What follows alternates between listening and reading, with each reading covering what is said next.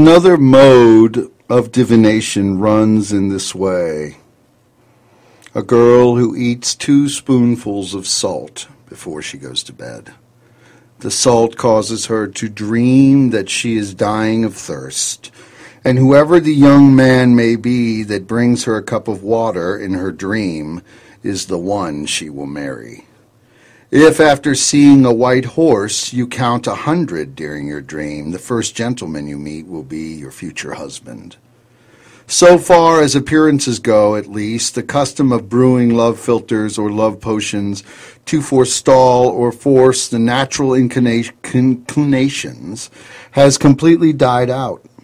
From this source, the astrologers, magicians, and fortune-tellers of former times reaped a rich harvest. Many instances of the use of this old custom occur and will continue to occur. And even in naivety, many will conjure solid roots of the plant satyrion with wine, for an amorous cup to be given to your loved one for a desired effect. Would that hideous and barbarous custom of administering poisons to gratify cravings of hatred or the pangs of jealousy, has it become obsolete? I don't think so. It's not as warm as it has been. It was 50 degrees yesterday, or someday around, I don't know. I was downtown. I was having tea at the Drake Tea Room, and I remember coming out and I was like, oh, I don't need a jacket. But tonight I did, on my way to the studio, and it's kind of chilly out. But I'm not into infotainment. I don't think I'm going to have 4 broadcasters from 4 different parts of the city go, yes, it's snowing over here, Billy. Yes, it's snowing over here, Becky. No, I don't think so. That's kind of a waste of time. All I talk about is occult rhetoric from 1800s till any other time period in space and time, from past, present, or future, or now. And I really don't even give the right time, because when I try that, it really ends up being the Pentacle-Hours all the time, at least in my life. Had a lot of feedback on my narcotics show yesterday. We touched on the legalization of marijuana. Someone was telling me that in complete agreement, which I'm not always looking for, that yes, if legalized drugs were to occur, a lot of our tax burden would be eliminated. Because people are on drugs if they want to be on drugs anyway. And I don't seek to convert anyone. I don't seek to shove a Quran down someone's throat or make them follow a law that is repressible against their nature or do any of such nonsense. And I think that the legalization of marijuana, I don't know about the harder drugs, would be a necessary evil in order to eliminate a lot of tax burden strictly from a business standpoint. There is also a lot of medical good things that can come out from its use, pain suppression, and so on. Better than the pharmacopoeia slave reality of Oxycontin or Paxil or the Ritalin children that are being brought up in our current culture all around us, that turn inwardly and decide to get an AR-15 and kill 20 of their fellow students looped up on these types of speed drugs. There has been cartel activity today, and I do like the cartels. They're interesting. They fascinate me. That's why I talk about them. I know people that are in the cartels. They've tried to get me to work for them or be a psychic for them and stuff, and they want to know when to bring stuff over. But I don't tend to play with them because they're a double-edged sword. You know, they can get to anyone and anybody at any time. And they're just, you know, I prize my life. I have a good life to live, and you start tangling for the big money. And if you have a failure, then you're going to go under the bus. But today in Mexico, the Templar group, the Knights Templar cartel, has been active, usurping and blowing up some people and beheading some people. And there was a priest a bishop, actually. He's probably a zealot of his own ideology. I don't think he's Catholic. Rising a whole town against them as we speak. Like a small little war is going on at this time. And it's interesting because I like upheaval, and these things that are going on with the Zeta cartel and the Jacuras and the Templars and all these different groups that are grabbing for power down in Mexico show the inability of the Mexican government to do anything about it.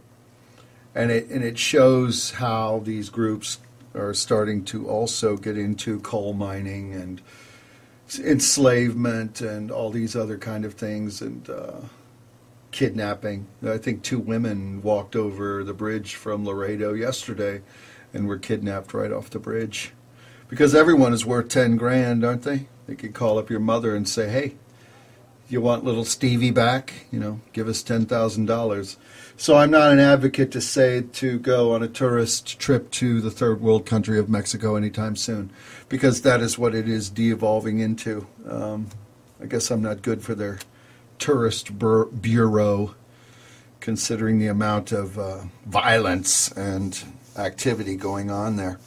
And I think if legalized drugs were to take place, which they are completely against, and actually lobbying our politicians to make sure that it stays illegal, they spend a lot of money lobbying to make sure that the drugs stay illegal in this country. If it was legalized, then we would wipe out a lot of this ultra power crime, and it would diffuse the strength of the cartels. But I don't know if it's going to happen anytime soon. They have an agenda, and it's going to play out one way or another. I don't see them going anywhere without an armed struggle. I think that the Mexican government is blind to it, and I think the United States government is complicit with it. There is clearly a criminal justice system that has put a number on each individual's head within incarceration, probably about $110. Federal government pays for an inmate, it's $110 a day. So it's like staying at a 2-star hotel. Not the 4-star where I was last night, but definitely a 2-star. Or at least, well, I don't know. Is prison a 2-star hotel? I don't think. Good to be with you today on the Pentacle-Hours. It's been a very enjoyable time. It's only been like 2 weeks, I think, that I've been broadcasting. We're in our 3rd week, and the feedback has been very positive. I've been going over a lot of different topics that I've been wanting to touch on, and Nordic gods and dreams and things, and analyzing my own dreams, which kind of taken me into a different space, because we never want to sort of analyze ourselves. We always want to be subjective. As a humanity, we do. We don't want to look at our own flaws, or we don't want to admit them. And I'm not a perfect person, and who is? And, flaws are a part of that. And maybe dreams, as they develop, can reveal our own flaws or things that we need to work on. And I had one in particular involving this night hag in the wilderness and this well, and drinking from the water, and then being called out and saying, hey, you did this without permission. Someone sent me an email that stated that this might have been taken, or maybe consciously or unconsciously intercepted by some kind of folklore or something from the past, where there was a story very similar to my dream. So even that could come into play, that the entirety of the dream was just imagination, that it was taken on from me reading something, because I am sort of a voracious reader, although in excerpts. It's hard for me to sit down and read a 500-page book, but I mean, who has time for that anymore in our get-going society, A week goes by, it's like if you don't get an email, that was an eternity. That person's forgotten, And that is great possibility that the entirety of this dream involving this night hag in the well in the wilderness was taken from this old folklore story or some kind of thing that I had heard or kind of assimilated together from different other aspects of, stories or little stories that I had read, and then maybe I put it together because I am a screenwriter, and I have written many stories on this type of premise where you have individuals and witches and interactions. I wrote one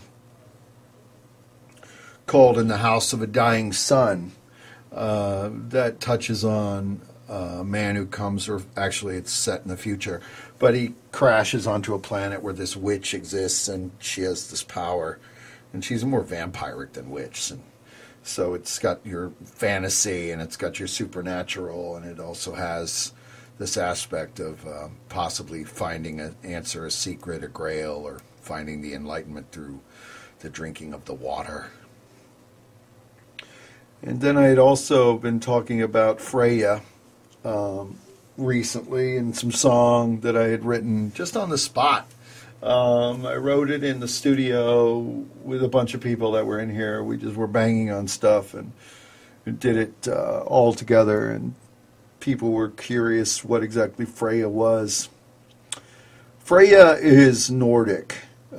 She is the goddess of fertility and love. She's like a sister force. Dwarves, or those therein, those archetypes, made a necklace called the Brisingamen for her. Brisingamen. I'll try to speak that in Nordic, right? And that's pretty much how you say that for her. And it was stolen by Loki. Now, Loki stole it. He probably wanted to really just get her attention or something. But it caused many fights and upheaval with this Heimdall and herself. And it inevitably brought about utter, absolute destruction. When he took that necklace from Freya, it brought about Ragnarok. It brought about a lot of desolation and destruction. One action in causality causes another action, and then other actions, and it just doesn't stop. Kind of like Israel with the Arabs. But I mean, that's what happens when you install a Jewish country right in the center of Muslim land.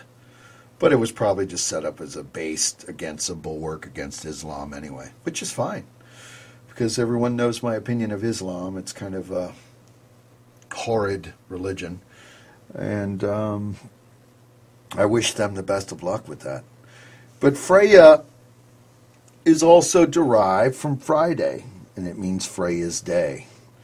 And it's often confused with this other aspect known as Frigg.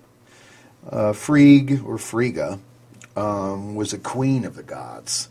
Now, she is the nature, the totality, the air of the power, air, water, land, so on, of our entirety of our elements. Frigg is often identified with Freya, but they are different.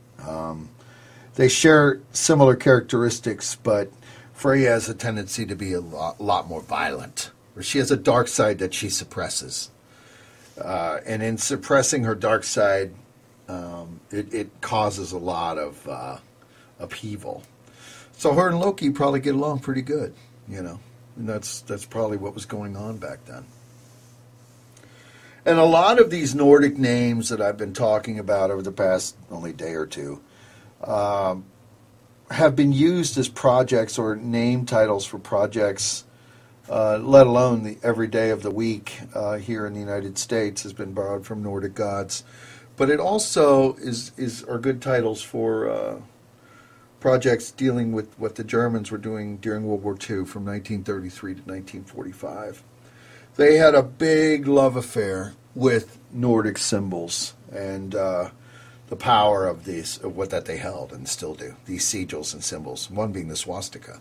But the swastika derives from Indian aspects. However, where it becomes National Socialist is when you widdershins the swastika, when you turn it a certain direction It's more like a scythe, a sun wheel scythe that soars through the sky and decapitates people. It's power. It's Aryan. And even though it was borrowed from that Indian aspect, they married both the Indian swastika into the Nordic roots and the Nordic gods and the Nordic symbols of that whole arena. That's the pantheon of Nordic myth. Swastikas being a great power symbol along with all the other runic symbols that are, a huge array within the Nordic pantheon. One being the death's head and all these other types. And the runes carried with them these symbols of power. And as they were symbols of power through the Nazis, and even using that term is so loose with me. To just call something a Nazi, it doesn't really ring a bell, because these guys were into ideological things. The ultimate question being what would drive normal men and women to slaughter other men and women on such a grandiose scale for their belief system. And it has to do with, I think, with the entrenched power symbols of the Nordic superiority complex, which still exists today. But it would take a whole lot to dehumanize people, or not to dehumanize them, to bring out their real humanity, to make them place these people in concentration camps and kill these innocent children and women or whatever for their own agenda, to carry on the power of the swastika. And they used the Nordic belief system to carry that out. And it's fascinating how it all evolved. It started with Madame Blavatsky's work with the concept of the Aryan, which was later bastardized by a series of other philosophers. It's easy to blame it all on Nietzsche and say that Adolf Hitler or his groups, which, were massive, and it would take a decade for me to discuss the entirety of the Nazi regime. But from other philosophies based on Aryan concepts to make them a better, more stronger human being, to think that they were arrogant or stronger in their bloodshed, and felt that carrying out against the Jewish race to cleanse them from the earth, they would become more Aryan. The propaganda machine by the United States at the time was saying, oh, he was just fascinated with blonde hair and blue eyes and all this. They were doing that. They were dumbing it down. The concepts were being dumbed down so the American public could understand it. But really, it has to do a lot with Hitler's self-loathing issues that he had because he himself was Jewish. And I've touched on this before. But as Hitler was fascinated with Nordic myth, he was into the Aryanism of Madame Blavatsky and Nietzsche and a series of other writers. And he also had problems with himself being a Jew. His father was from Dollersheim, and he made it a point to blow up the vault within the Dollersheim city. Actually, the entire city of Dollersheim was wiped off the face of the earth during World War II. It was one of his first agendas he had. Those three in tandem with the National Socialist group, he married that together, and then there was also a series of events dealing with exploitation of the economy and other events that transpired that developed a war machine which became the National Socialists, led by Hitler and his right-hand man Bormann and his security officer, master of the occult, Heinrich Himmler. And Heinrich Himmler in himself had his own fascination with Nordic ideology and sought the old gods and the old power, being Odin and Thor and the symbols of the runes as their mantra. And they carried them to the battlefield, and they replaced the Christian cross with the swastika, and they went out and they wanted to slaughter as many people as they could that stood in the way of their agenda to become more Aryan. And they almost succeeded. And they only failed, these three men in their agenda, they only failed because of four aspects. One, Hitler's mercy at Dunkirk.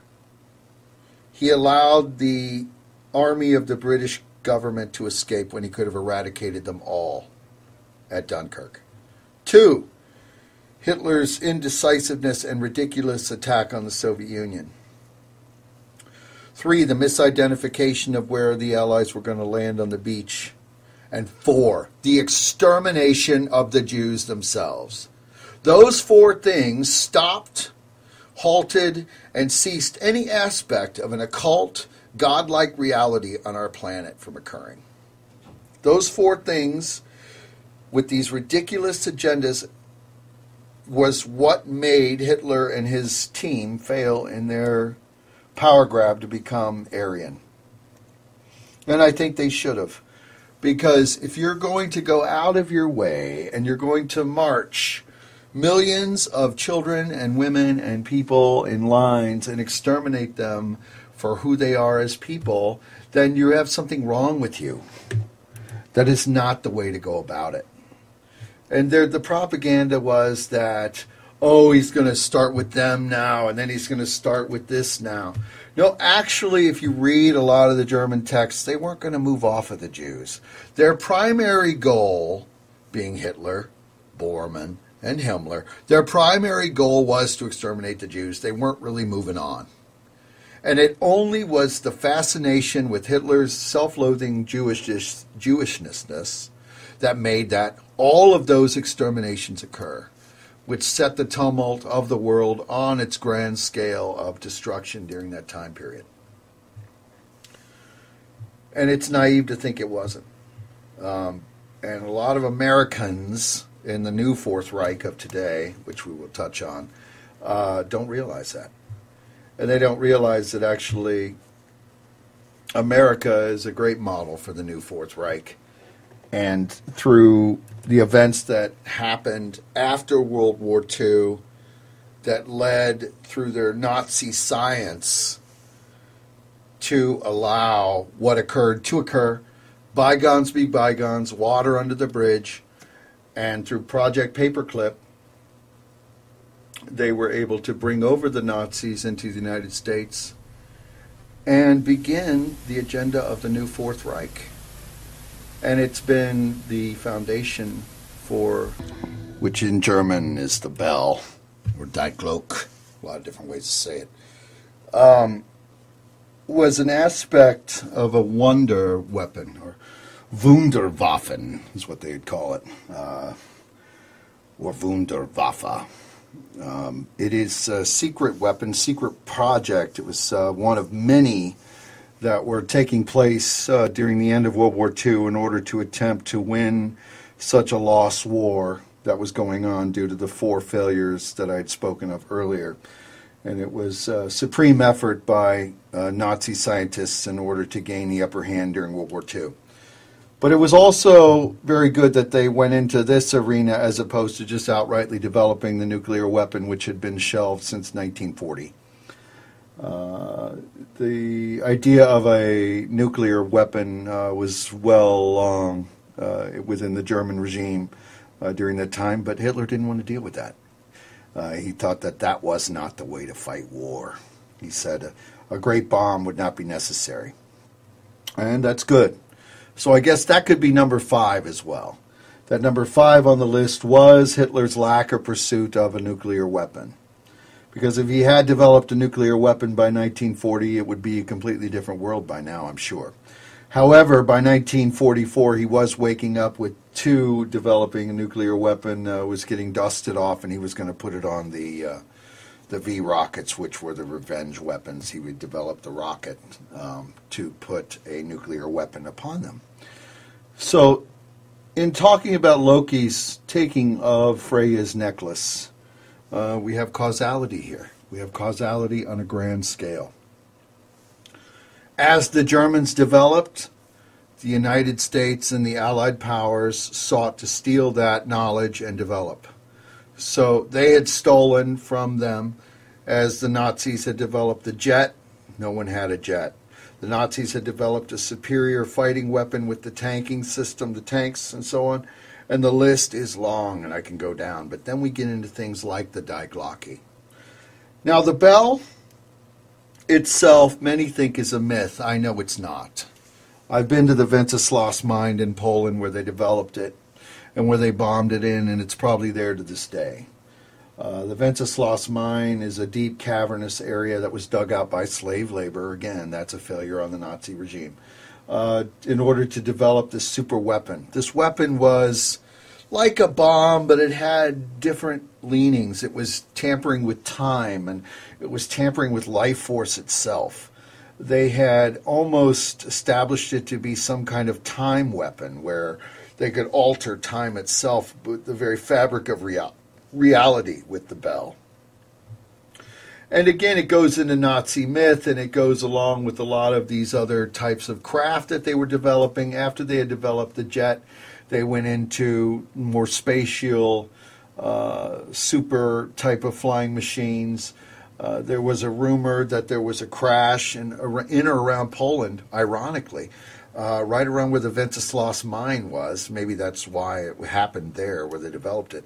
That a UFO had crashed there, and that they were scavenging from that and reverse engineering a lot of the technology in order to develop new types of craft. So even some of that was going on. But it was all going on really at the Wenceslas mine, where out-of-the-way place that nobody knew about. And they developed this bell in order to curb the stemming tide of the Allies from, taking over and destroying the Nazi regime, which I think is good. Because I think if the Nazis were alive today, it would kind of be a really horrible world. The groups, the three different men with their egos, the Himmler, the Bormann, and the Hitler, and all their adjutants, they were really into exterminating the Jewish race, despite what people think. Even though Hitler invaded Africa, he didn't burn blacks, he burned Jews. He thought blacks and Japanese people were supreme fighting force, and they are. But that's not for Hitler to ascertain. And been all around that region, seen all kinds of different things in regards to what the Nazi super science was and where they were developing it. And some of it was going on in Africa, but they really couldn't keep a tamper on it, so they had to move it underground to other areas as they were being bombed out of existence. Because that is the way to meet brute force. And we all know the pincer movement, which was going on, which swallowed up Germany in the end of 1945 in May 1st, which was Walpurgisnacht. The High Witch Night on April 30th is when Adolf Hitler was married and executed himself. And then numerous conspiracy theories evolved that he did not execute himself, that his double was executed, or he executed something, and that he escaped with Bormann to create the new Fourth Reich, which is America, or have influence on it. Or develop something known as Odessa through the billions of dollars in gold that they had pillaged. Were able to set up corporations that have had influence, like Pfizer, over the United States to this very day. And the Farben, another company that is began with Nazi money. Odessa moves us along, though, away from Die Glocke, and I want to get back into the wonder weapons. But these wonder weapons, if they had come into full-scale production, would have definitely swayed the war against the Allied forces or people in general. It would have probably brought about a zombie apocalypse way before it's going to happen in our current lifetime. Although I'm not sure about a zombie apocalypse, although if they keep tampering with the water and the food and things keep going by 2020, that combination of events may transpire as well in our current time frame. But back in 1944, things would have definitely been different if these wonder weapons had been developed. The devices were real, and it had a lot to do with red mercury, that they were concaving in mirrors and transposing with images and flashing. It's kind of like a small-scale Hadron's Collider. Hadron being the massive collider that they just constructed that has found the God particle. God particle is the fabric of the universe. The Nazis were onto this 70 years ago. They were seeking the God particle, but for the weaponization of it, which would probably tore a hole in the fabric of the universe itself. And a lot of people don't know, but since the discovery of the Higgs boson particle, it has the ability, if it's reversed. Because if you're looking at the atomization of anything, as we have seen through nuclear power, if you smash it or crush it or break it, you're breaking the fabric of our existence and you cause a radioactive explosion. But it's a series of rods that are injected into about 7 different ways after an explosion. So you go in simultaneous seconds, 1, 2, 3, so on and so on. Then you detonate it, and that's when you smash something. Well, they were trying to do this with the Glocke, attaining the Higgs boson particle and trying to smash it, and the Glocke on a smaller scale. So it would have been a super weapon that even usurped our nuclear weapons that we have. So it's horrid. It'd be horrible. That was initially it. They were thinking the weaponization of it. However, when you're dealing with relativity, which they had always, spat upon as Jewish science, even though they started delving in it in 1944, they were taking it to another level with the Glocke weapon. They realized that it wasn't a weapon at all, that they could tamper with time and they could possibly change events as they occurred. So they were seeing that they could place plants in certain parts under this thing, and later they placed poor Jewish concentration camp people around it, and they were vanishing them. They were disappearing them, and they were sending them to other parts of the building, and in different aspects and in different mutations as they were devolving. So they were totally realizing what they had found by mistake through their horrid studies, because they were able to use humans, which, they were experimenting on in the concentration camps because they didn't consider them humans, which allowed them to have massive step forwards in medicine and blood and how things could work and so on and so on. So the bell itself began to be seen as this time weapon, as I had mentioned before. So the scientists that were working on it really started to slow down their operation. They didn't want to blow it up. They were looking for their Der Reiche, which would be the giant, their real like power thing, with having a time machine. And if they had a time machine, then they could virtually affect the entire relativity of all outcomes and causality. So you wouldn't have Freya stealing or getting her necklace stolen. You could alter the events of time before they occur. They had actually accomplished this, I believe, or they were really on the road to accomplishing it. These are dedicated people that had unlimited resources. They could include thorium and beryllium peroxides. They could do so much in different elements, and they had all of it at their disposal, even Zerum 525, which is just an amazing type of codename project that they were working on and dealing with theorems and how they were able to master the Glocke itself. And if they were able to have a time weapon, as I said, well, it would be a time weapon. You would be Doctor Who before Doctor Who even existed. But that was just one thing that they were working on.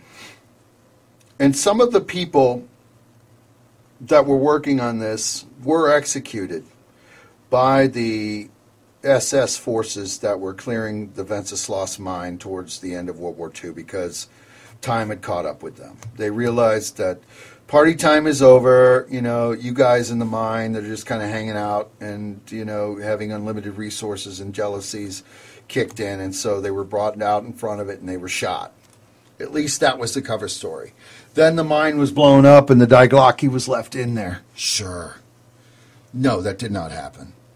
What happened was the United States got there. The United States made it to the Wenceslas mine, and who were shot out front were SS guards.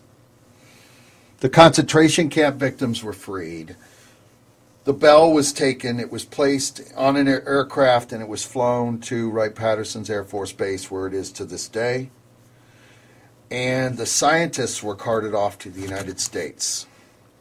And then later they were assimilated under something known as Project Paperclip, which, hey, it's just all on paper, right? You know, we know about your war crimes that you did, but, you know, Klaus will be Chris soon enough. And that's what happened with Project Paperclip. In this incidence of the Die Glocke, the Fourth Reich was even being established at that point. So in looking at these other types of supposed whereabouts and other conspiracy theories, it's really not. There's been sightings of the bell. There were people that were at Wright-Patterson's Air Force Base that have seen this weird levitating thing, and then they were later silenced. And they were said, you saw nothing, and then even their minds were kind of affected by it. There was some kind of thing that happened in Pennsylvania when they were trying to experiment with the bell. It had gotten out of hand and it crashed near a small village in Pennsylvania, and there was a huge cover-up that went on around it at that time, as people had seen this thing floating across the sky, or they had found that people were like vanishing and disappearing. And then further experiments which were going on in Philadelphia, which is known as the Philadelphia experiment. But they're all tied into the relativity of the Die Glocke, the experimentation that the Nazis were into. It had everything to do with causality in events, that one thing happens to another, and that these different wars were converging, and these different elements were all happening all at once, and it was going to happen that maybe through the crux of this conflict that we could break time and space and be able to modify and change it at will.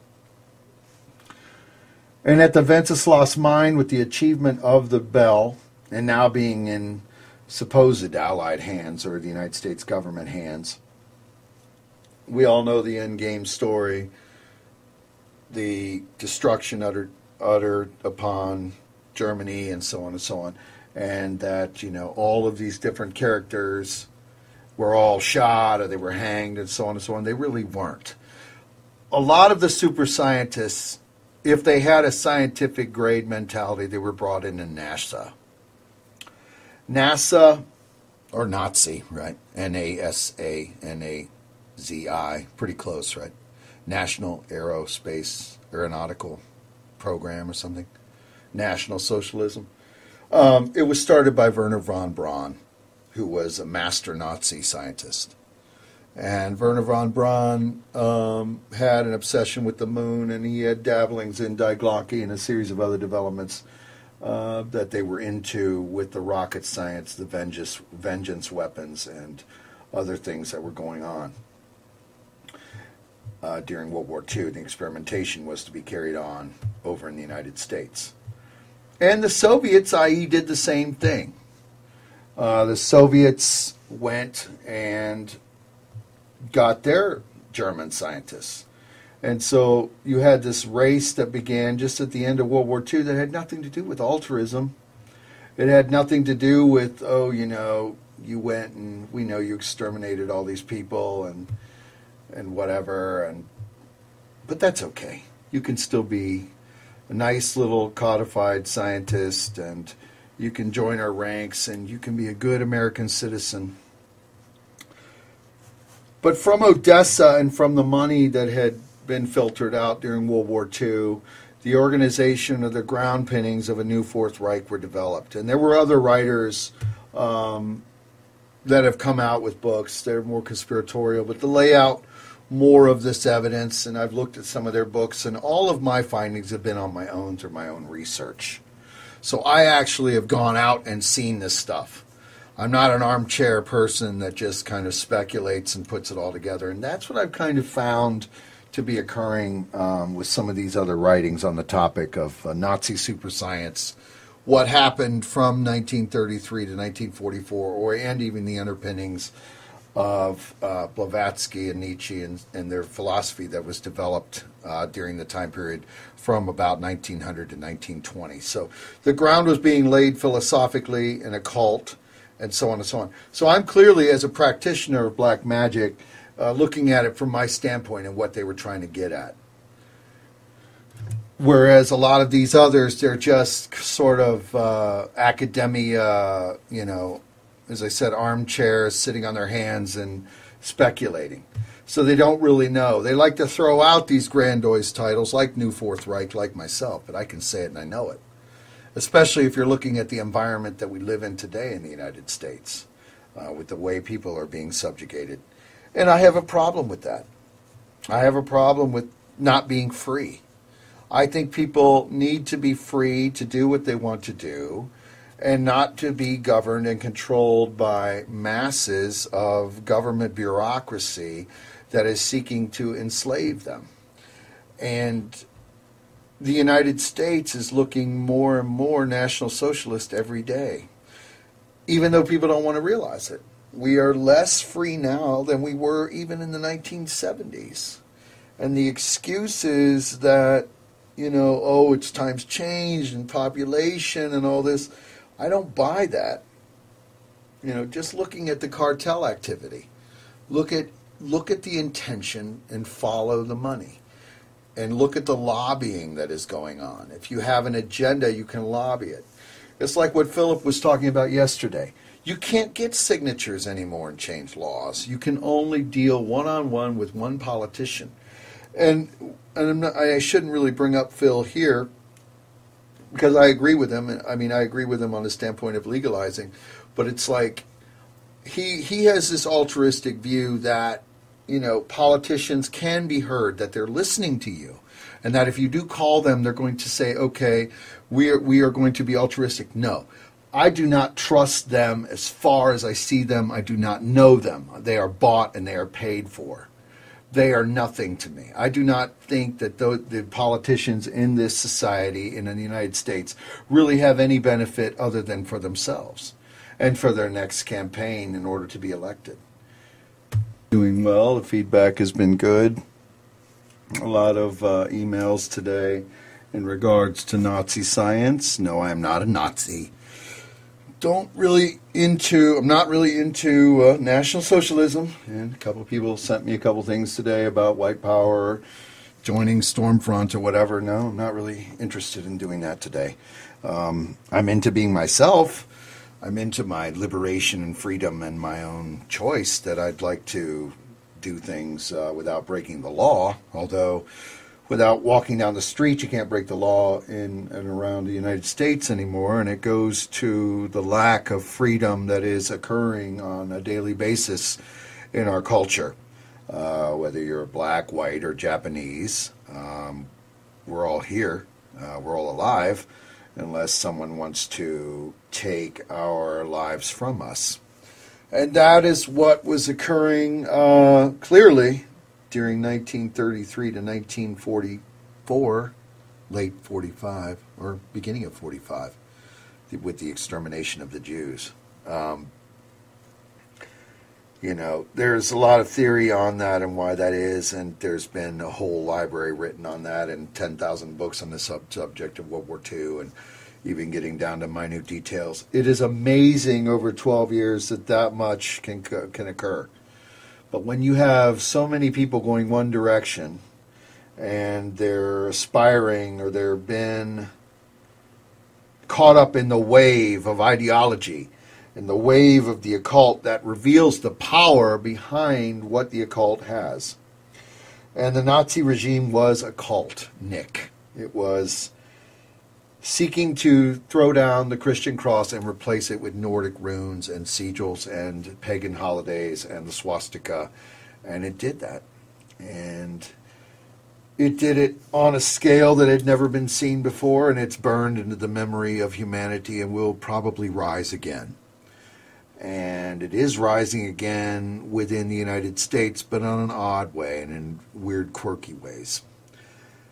But in its entirety, for the United States government during that time, through Project Paperclip, to be complicit with bringing over these war criminals and insinuating them into our system, they kind of wrought Odessa's strength that was predicted by Hanhausen about a year or two before.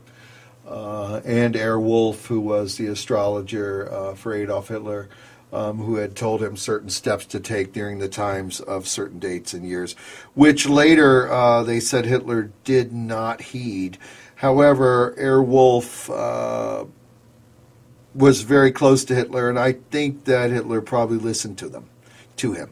And I I still am on the fence as to whether Adolf Hitler really killed himself within the bunker during the siege by the Red Army in 1945 on Berlin. Walpurgisnacht, Witches' Night.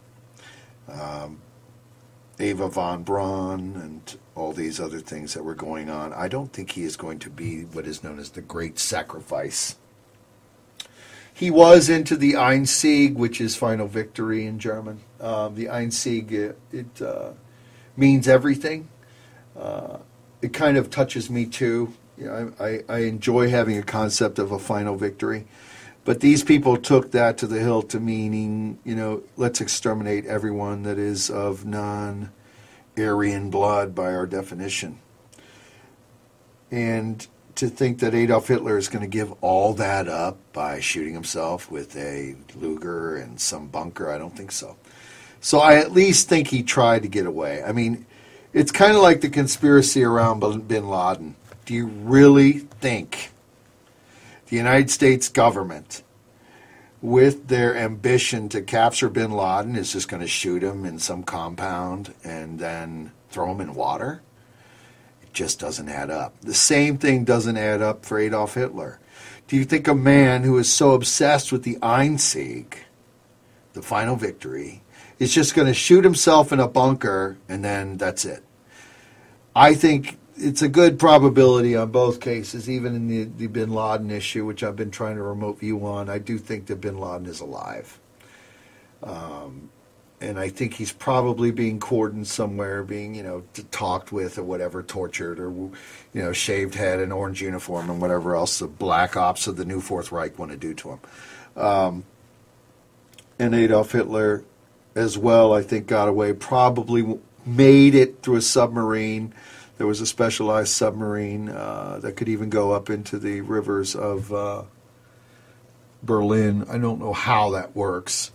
There was theory that there were things dug out. I don't know how that would even be feasible. And then there was even talks about aircraft. And I don't know how he got out. That's not my question. I do think that he got out, though. I think that there was possibly a dummy or someone that was killed in his stead to quiet the trail, and I think him and Bormann, who was his right-hand man, who was kind of a dirtball. He was a dirtball. And so was Hitler, too. Made it out, and I think they made it out through Odessa channels, and they managed to escape with their super technology and their super amounts of money to Brazil, where there's whole encampments to this day dedicated to the German Reich, the Third Reich, not the fourth one. The fourth one is my indemnity and the development of what I'm seeing in the United States to this day. That's why I'm saying that. Because people are less free. You know, things are being cut off from them. We are being cudgeled into some kind of eat the chew that you're given and be obeying and all this kind of nonsense, which I think if the founders were alive today, they would rise against this current government. And during the time in Brazil, they were also joined by some other maniacs of the zealotry, which was the National Socialism. And it is definitely a political ideology. It is political. But Heinrich Himmler and some others married it into the occult through the use of the runes, the Faerun, Uriz, the Thurizaz, the Raidu, the Kenaz, the Kelev, Algiz. These are all runes that were utilized as symbols of power for the regime. These are all things that you would see a German officer wear or German soldiers wear. So in the beginning of my pretext, I was discussing these symbols and how they were married and borrowed, and they all meant something to these people. They certainly weren't really wearing the crucifix, were they? The Dagaz rune was even emblazoned on some kind of temple that Heinrich Himmler developed, more like a castle, the Wewelsburg Castle, and it's in a temple room where he would initiate new SS officers. But this is where it gets interesting. So I do think that Adolf Hitler and this Bormann guy got away. I don't think they lived much longer. There may have been complicity or some kind of thing, and they may have died quickly, probably because of Odessa's orders. Odessa became an organization after the National Socialist Organization fell. They did sacrifice Himmler up. So Himmler was actually left in the lurch, and I think the only reason why Himmler was left in the lurch is because he tried to do a secret deal through the Swiss towards the end of World War II behind Hitler's back. He tried to stop the Allied onslaught, and a lot of people don't know that, but he did. Heinrich Himmler was in full communication with the United States government, the British government. He was trying to surrender. And this was against everything that the Einzig dictates. We are going to burn, and everything is going to burn with us. We are on the full annihilation course of our reality for this country and for this people. They did not care about the lesser elements. All of that would be swept away, for the good was long gone. That was their Aryan ideology. So Heinrich Himmler was kind of left out because they had discovered that there was treachery afoot within the regime.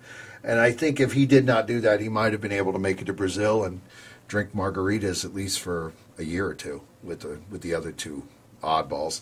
But he didn't. And he went to a checkpoint. They left him in the loop. The plane was supposed to be where it was supposed to be. It wasn't.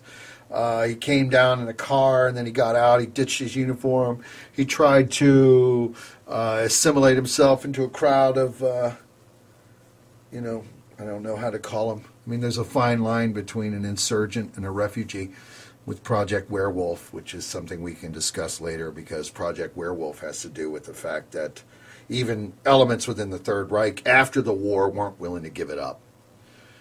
Project Werewolf was an animal unto itself that is still lingering to this day within the German culture, which is fascinating. And it has totally insinuated himself in the Soviet regime and the Soviet culture. And I still call it Soviet when really it's the Russian Federation. But National Socialism is stronger in the Soviet Union than anywhere else in the world. And it has everything to do with Project Werewolf, and we'll touch on that later. But anyway, the fine line between being an SS officer during the time of 1944 to 1945 and becoming a refugee was something of peril for Heinrich Himmler. Being left out of the loop for the Odessa, which they weren't going to pick him up. He had betrayed them. He had tried to make a deal. And so he was at the checkpoint. His story didn't add up, and they routed him out. And they had him, and they realized who they had. They had the mastermind behind the extermination of the Jewish race. And before they could really get to him, he clipped open a tooth which contained poisonous cyanide, and he killed himself right then and there. No doubt. Boom, gone. Even that was a conspiracy, but absolutely think that he did that there. I've seen the photographs, and there was even some classified photographs. I know I shouldn't say that. I guess they're declassified now. But I saw declassified documents and images of this, guy being dead. Although there's classified, declassified documents of Adolf Hitler being dead too. But I don't think that the pictures of Adolf Hitler are real. I think that's a staged image. They actually had the corpse of Heinrich Himmler. They did not have the corpse of Adolf Hitler. The Russians supposedly took that image, and then something was burned or something. There was a lot of things with a bomb, and there was just too much mystery. But they did get him. They did get old Heinrich, that's for sure. But the insinuations of the Third Reich that are still being felt today is with Project Werewolf. Project Werewolf was a thing where we are going to assimilate in the culture, and we will never let down what we believe. And they've managed to be in all facets of the United States and America, and through the Europe and through Russia, which is its stronghold, actually, ironically. Because Russia faced such a brunt of the force of the Third Reich, you'd think that they wouldn't be so involved in their power, in their Aryan achievement, but they are. And that is the ability for the occult and the manifestation in a political arena when they marry the two. And their stance is very similar, however, they're very against the Slavic. So they're against, not necessarily their own Slavic aspects, but against certain other people from coming in and taking their jobs and so on and so on. This is where they get a lot of their funding and a lot of their power and ability. And there's even rumors that, the current government within the Soviet Union, I shouldn't call it Soviet Union anymore, is it? Although with Putin being in power, I should have Putin on. Maybe I'll call him. I don't think Vladimir Putin would really come on a small radio station, but maybe I'll call the consulate and they might talk with us. But anyway, the Russian Federation. So my timing has to be accurate, and this is going on now. And what they'll do is every year or so around Hitler's birthday, they'll capture some poor immigrant and they'll behead him. And that's their stance, and that's what's going on. And that was the insinuations of Project Werewolf that's happening now. Very similar to what's happening with the Knights Templars working within Mexico and with the Zetas regime in their satanic ideology. And all of these different things that are going on now have everything to do with religion and occult power. I was in a debate recently, not really a debate, a discussion developed here around the studio around the Illuminati. And this goes into my Fourth Reich ideas and so on about how we brought certain things over, paperclip, and their foundation was found, and how the Fourth Reich might have developed even into an Illuminati. I was always skeptical. It's easy to call a web of bankers an Illuminati or this and that. And then it dawned on me. I was like, wait a second. Yes, America is going to brand it. Of course they're going to brand it. That's what a cult does. We need to have our names and faces. We need to put everything together. So if you do have a monopolizing cartel of bankers working together with different individuals with faceless, no names, they would be an Illuminati. You could actually call them an Illuminati. So that changed my mind then and there. Because I had been like, there's no structure, it's just one individual looking for power, looking for money grab, looking for political manipulation. There's no Illuminati, it's all nonsense, I've been to Bachelor's Grove, I was able to run around there, and I saw the big owl in the woods, and I thought it was kind of cool, more Masonic than anything. But then, it dawned on me, it's like, wait a second. There could possibly be a network of different groups that are working out the 99% of our culture for their own security, for their own power. And that is what the nature of capitalism does, is that we want to secure ourselves before anyone else, and we want to have our own power base in force so we can carry out our agenda. So hence, yes, there is an Illuminati, and it's a web of bankers and individuals with their own agenda to carry out suppression and maintain their own power structure. And it really, from me, it was a new revelation in my occult world. I am an ardent skeptic on things because, people throw out this, there's, an Illuminati is doing this. So yes, we're branding it. And I could see how Odessa developing into the Fourth Reich, developing into the Illuminati. Or they were all the same thing all the time, and it's been that way for the past 200 years. In banking systems, and so on and so on. And it is the nature of humanity through codification. So even if you were to start an anarchic structure, it inevitably becomes bureaucracy. And I think it's human nature to want order. But order is very subjective. One man's order is one man's. Lake at winterlake.com. I think it's a nice chilly night. I don't know how nice it is, but it's pretty chilly out today. A little windy, which makes it colder around the Chicago area. I don't think anything's going to fly out of the vortex tonight around Lake Michigan or whatever and come and visit us, although that might be interesting. Maybe it'll be the Glocke that I was speaking of. In looking at even the master of the Nordic myth, or the king, Odin, or Wotan. Wotan was very important to the Nazis. I mean, Nazis is such a term that is generalized.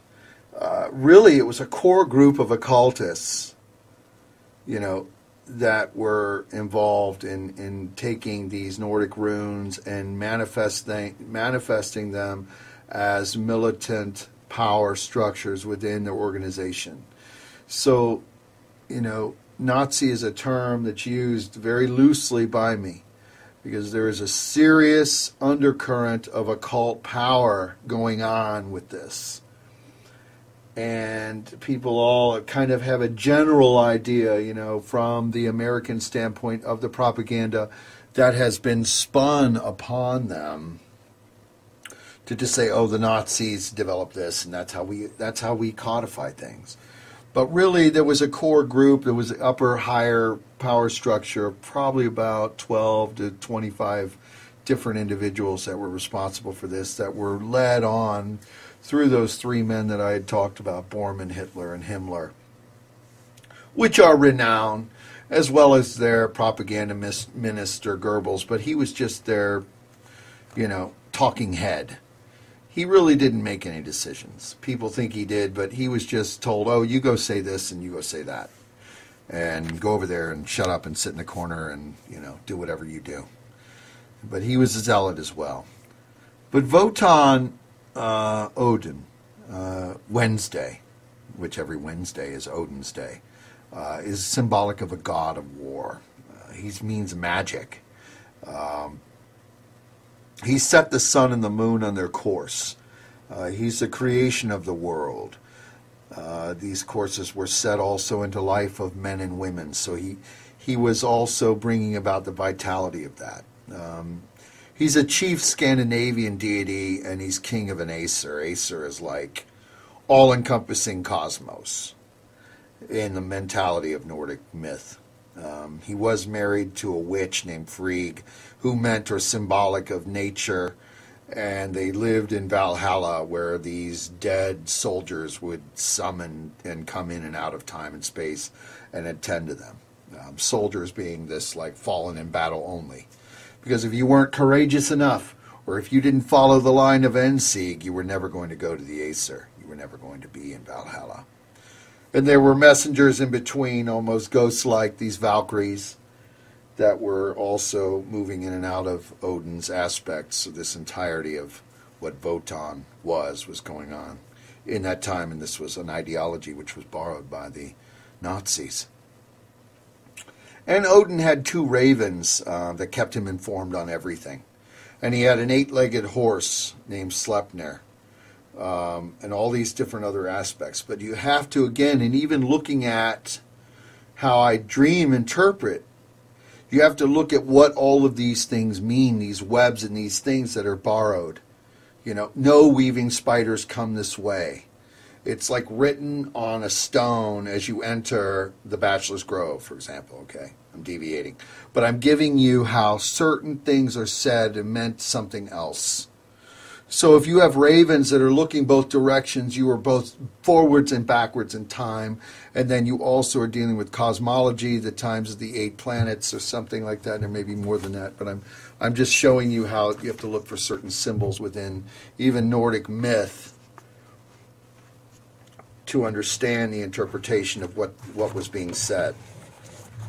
But to the Nazis, taking this into their political agenda was everything to them. The Widdershin swastika was the black sun symbol. It was the symbol of power that would sweep over the land and cleanse it and make it Aryan and make it one. But their aspect of it, even though I try to strive to be Aryan, I try to strive to be the highest and strongest creature that I can be. Their aspect of Aryan meant we must exterminate the lesser and cleanse the lesser in order for us to make a more perfect union. I think that is where they err in their attempt in order to perfect their own black magic purpose. If you are needing to exterminate anything, you have already failed. If you need to blow something up in order to get your agenda across, you have failed. The only way you can have pre-course in your own life is to follow your own way to make yourself the highest and best. And if you're having to kill to do it, then you've already fallen. You're the fallen on your own sword. That's just my higher darkened enlightenment. And you're not going to see it that way when things do hit and do things occur, because it's going to be so random and unexpected that all of this high-minded ideology that I'm talking about is going to fly out the window. It's not going to matter anyway if things do de-evolve into a structure that is probably coming for the world, simply due to overpopulation expansion and a lot of other cons that are being wrought on humanity as we speak. But as we are right now in 2014, and this is the Pentacle-Hours, I am just speaking my personal philosophy on trying to be highest and best, but without this purposeful annihilation of a culture. And there were special terms for it that were borrowed even in German during the time of World War II that justified their activities, their exterminations. And it became a thing where they would, Heinrich Himmler, not even they, through Heinrich Himmler's force, through this selection, through this other aspects, they would waste enormous amounts of resources in order to exterminate people. And it's good that they did, because if they didn't, they would have won. If they didn't waste their time, if they didn't be so caught up, it'd be a different world. And it goes back to those 4 reasons why they failed. Hitler not eradicating the British Army at Dunkirk, the attack of the Soviet Union, the failure to develop the nuclear weapon, which was excellent, and there might even be 5, but the concentration camp issue and trying to exterminate people, and there might even be a 5th one in there that I had been discussing. But, as I've seen America as it stands now, at the forefront of its new Fourth Reich, and as the Illuminati develops and the corporatization and the union breaking that is going on, unions are broken, and all of this destruction of the culture, it will be interesting. It will be interesting to see how things develop over time within this United States of America. I don't know where it's all going to end up, but I have an idea where it's going to end up. And not to be so gloom and doom on my show, because I'd already received an email that said, you're being kind of gloom and doom, and you're talking about Nazis and stuff. Well, I'm only doing it because I want to. Because I want to discuss this today. I want to discuss what I think ramifications were laid out 70 years ago, and how certain causality of events can one action causes reaction. Like Loki stealing Freya's necklace, pissing her off, and causing the end of the world. Just something that simple. And, Adolf Hitler attacking the Soviet Union has created a whole nother anathemic thing in their culture now, where they're now embracing Nazism more than any other country in the world as a group and a people. I think there's 1.5 million active National Socialist type of individuals within the Soviet Union. Their videos are really dark. They go onto trains and they bash immigrants and they abduct people, and people don't want to talk about it. Everything's all fine in Russia. They have no clue what they're talking about. You're lucky to be white if you're in Russia. If you're not white, you got a problem. And that's where it even deviates from Hitler's ideology. Because Hitler invaded Africa, he didn't burn blacks, he burned Jews. And they have, different things in cultural race issues here in the United States. And throughout the world. We're at each other as the 5 species that exist on this planet. The blacks, the whites, the Japanese, whatever, the Koreans, and whatever else, Filipinos or the Mexicans and all these different types of people. And it's not just Mexicans. Whatever that is. I'm not a racist. I don't care about this. And I'm not even really into diversity or any of that, or any of the speech involved with that. Or I'm not into even supremacy. But these other people that can really take it to the hilt. And when they want to borrow occult ideology, they can get reinforcement, and their power can be really travailous and destructive.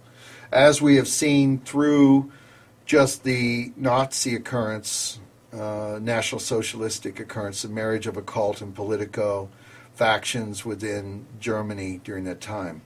from 1900 to 1945. And it's still there to this day.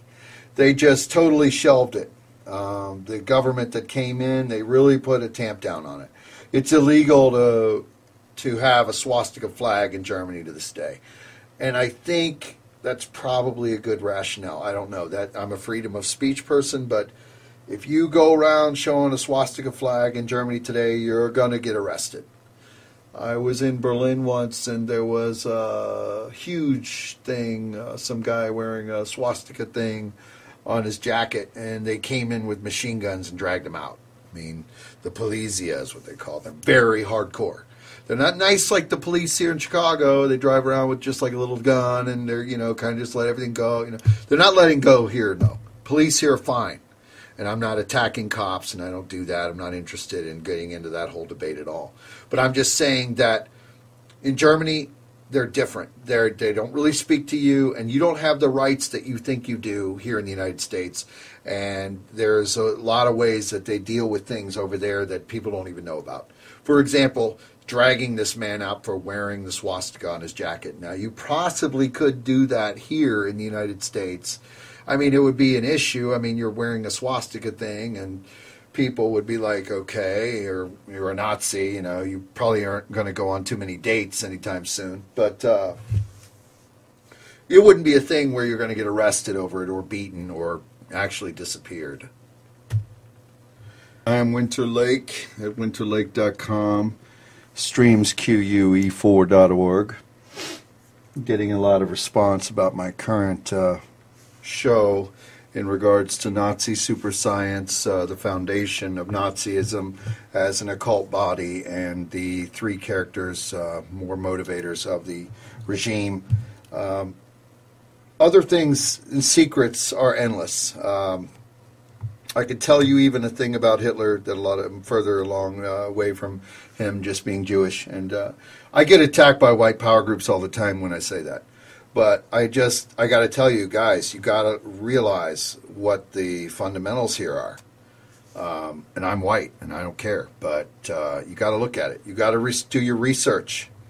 You're caught up on killing white people or Jews or whatever you're into. It's not something I'm into. But Dollersheim is a town, and it was eradicated by the Germans at the behest of Hitler, to destroy a vault which contained his birth records. He was very secretive about that. And he installed a thing where people had to make sure their Aryanness, and he was the one that realized that that is the key. If you destroy your history and remake it, you can create yourself as a new person. And that's what he was seeking to do, and he took it to a whole nother level by being a self-loathing Jew. And that's unfortunate for him, and somebody should have shot him sooner. But he was actually brought in by the Weimar regime. A lot of people think that Hitler just kind of popped up and was this guy who was a great orator. No, it was set in motion by the Weimar regime. Adolf Hitler was sent in as a spy. He initially was a spy into the group of the National Socialists at the time. The Weimar regime felt threatened by them, and he was sent in. He did not just attend a meeting, become a zealot, and all of a sudden their orator, their speaker, their master, and all this kind of nonsense. No, he was sent in, and then he began to see what they were doing. That he found his purpose. Him being a failed artist and all this other cover campaign, it's all nonsense. He was in World War II, World War I, and he was moving amongst the lines, and he had been gassed, and he had had visions, and he knew these visions were increasing, which held on to, his life, and he had exceeded his blindness from this gas attack, and then it sent him on the road to the occult, and he met these other men, and Horbinger and all these other ideologies and things that were merging at him at this time after this gas attack and blindness. Then he was still wanting to stay involved. The Weimar regime had found or, wanted to know more about what Hitler was up to during that time, and so they installed him as a spy against the National Socialists in the beginning. But then later, Adolf Hitler was converted.